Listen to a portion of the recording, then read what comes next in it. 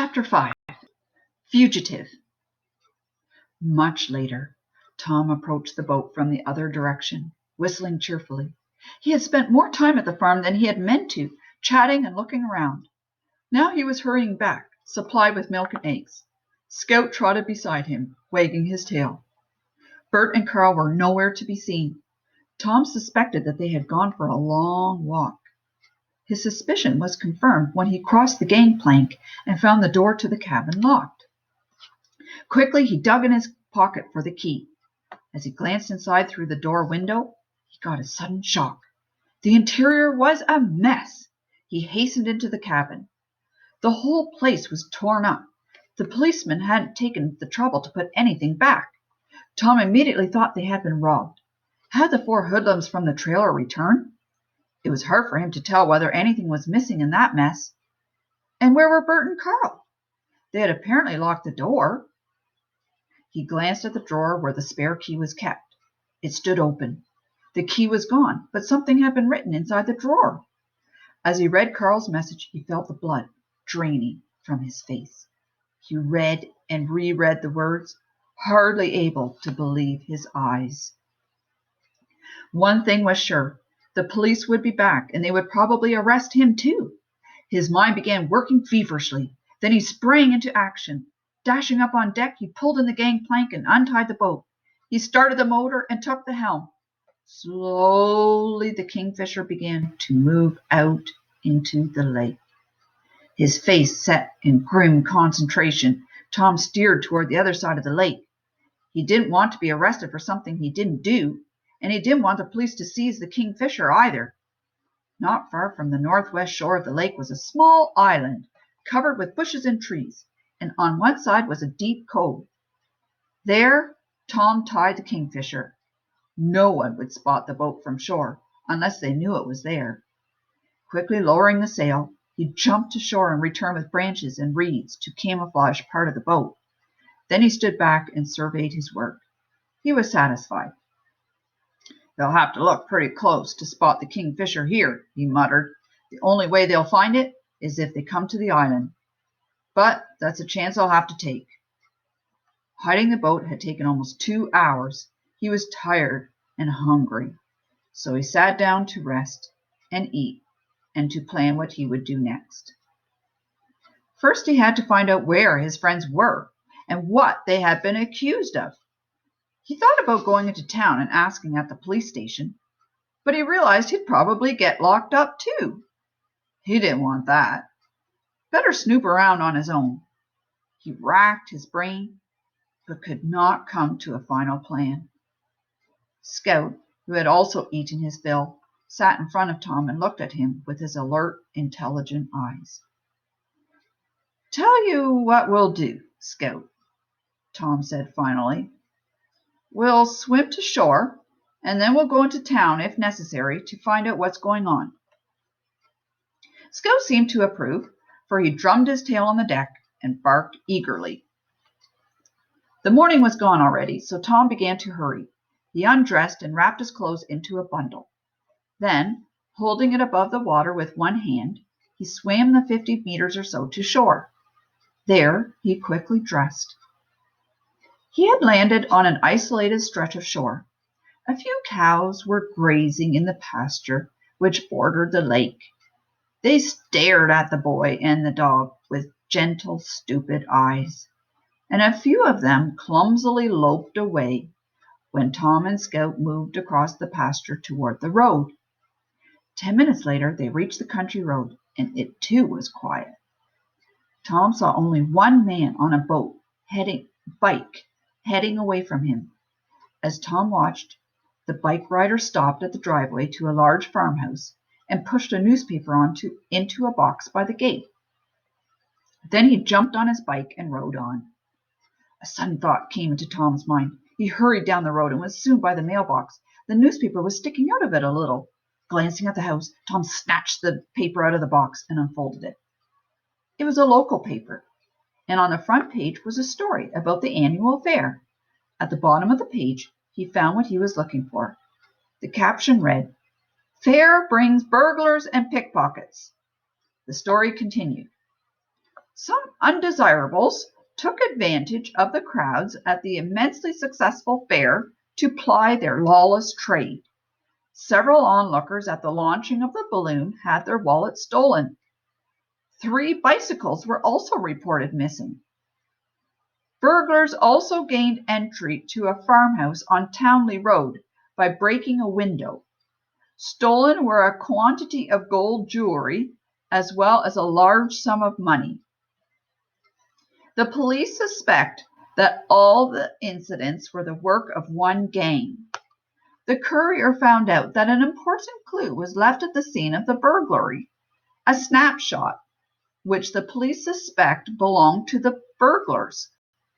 It was a photograph of 3 boys in their mid-teens on a sailing boat. The police expect the clue to lead to an arrest as early as today. In the right-hand corner of the first page, another caption jumped out at him. 2 youthful burglars arrested. Just before this edition went to press, we were informed that the police have apprehended 2 of the 3 youths that they were looking for. Their sailboat was anchored on the lake. One of the missing wallets was found in the cabin of the boat, and the stolen bikes were also recovered in the vicinity of the boat. The 3rd suspect has escaped, but police expect to pick him up shortly.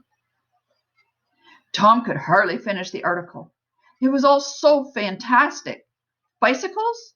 Pickpockets? What was happening? He folded the paper again and put it back into the mailbox. Then he sat down along the road to shake off the dizziness that threatened to overcome him. Scout anxiously nudged him, and Tom petted the dog's head. Slowly, he regained control of himself. Now he knew what had happened. Someone had cleverly framed them for the thefts committed yesterday, and at once he realized who it was. Who else but the happy wanderers? Hastily, he reached into his pocket for his wallet and opened it with trembling fingers. Sure enough, the snapshot was missing. Jimmy must have quickly slipped it out after the monkey handed it to him. Everything became very clear to him. The 4 hoodlums had broken into the farm and planted the photograph to throw suspicion on Tom and his friends. When Tom had watched them from his perch in the tree, they had been pushing through the crowd, picking pockets. After that, they had stolen 3 bikes and ridden them back to the woods.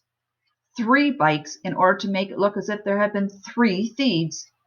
One of them must have ridden double. Finally, they had broken into the cabin again to plant one of the stolen wallets there. By now, the gang was far away, and Carl and Bert were in jail.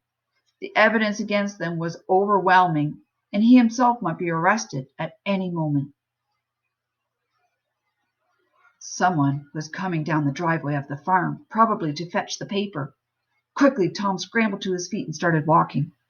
What should he do now? Go to the police and tell them everything? But why should they believe him? He had no proof to back up his story. If only his friends were out of jail. Then they could track down the trailer and find some proof that Jimmy and his gang were the real thieves. Where were they holding Bert and Carl? Should he try to free them?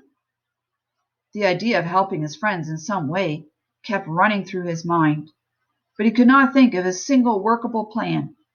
He had no idea where they were, and he couldn't very well start poking around in town during the day. Even here on this country road, he didn't feel very safe. He was already near the edge of town. The townspeople would have read about the 3rd thief who was still at large, so the sight of an unknown youth with a dog might raise questions. His feet ached from the long walk, and the muggy heat bothered him. Even out here in the country, the weather was oppressive and sticky. It must be working up to a thunderstorm. Oh, for a cool dip in the lake. That would perk him up. But he didn't want to return to the lake and walk the distance to town all over again. He had to help his friends. But how? First, he had to sit back and think. He looked around to make sure no one was watching, then pushed his way through a large clump of bushes by the side of the road. Scout followed on his heels. Behind the bushes, he found an ideal place to rest and think. It was shaded and cool here. No passers-by would spot him, and yet he could see everything that went by. In the fields, Farm workers were busy gathering the oats. The farmers were afraid it was going to rain, so they were in a hurry. Tom watched them for a while, blinking sleepily into the bright sun. He sure felt tired, but he had to come up with a plan to free his friends. First, he needed to stretch out and relax a little.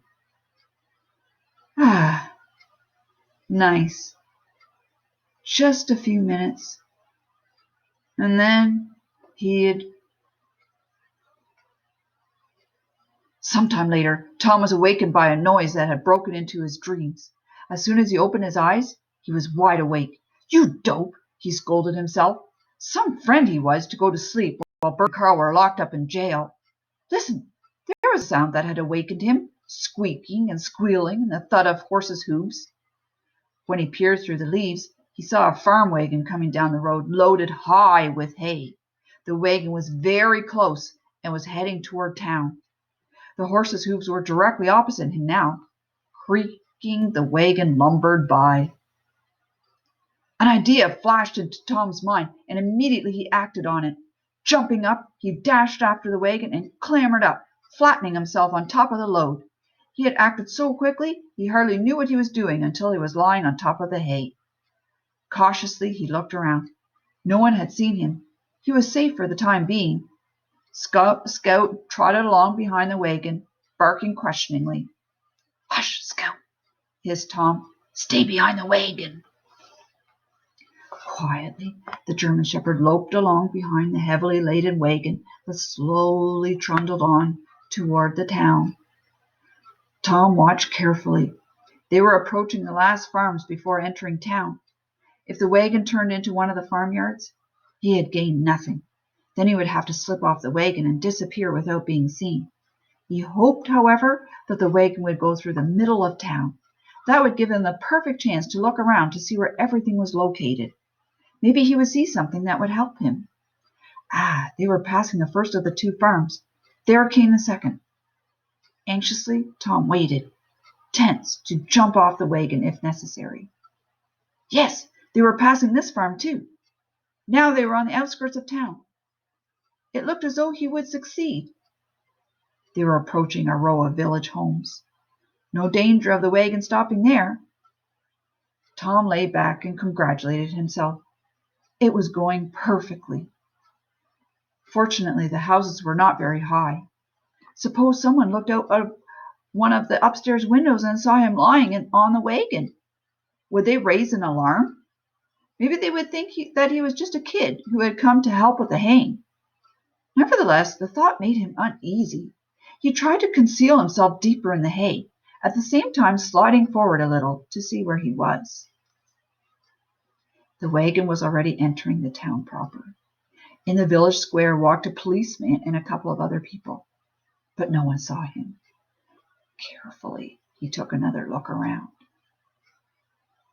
A sudden shock ran through him. Ahead of the wagon on the road was a trail of hay. Apparently, several other wagon loads had already passed this way today. The trail turned less than 100 meters down the road. Right on the edge of the village square stood a large farmhouse. He'd have to jump off the wagon in the middle of the farmyard.